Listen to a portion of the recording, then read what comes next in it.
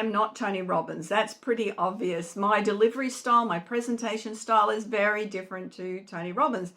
That is such an important factor when you are a presenter, is finding your own style.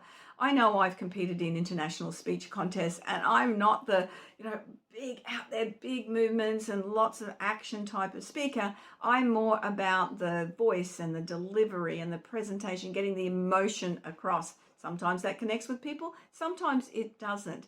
But the important factor to remember is to have your own style. Trust it and believe in it, because you can't try and imitate anyone else. It's not going to be authentic. It's not going to be real. Your audience will identify with that.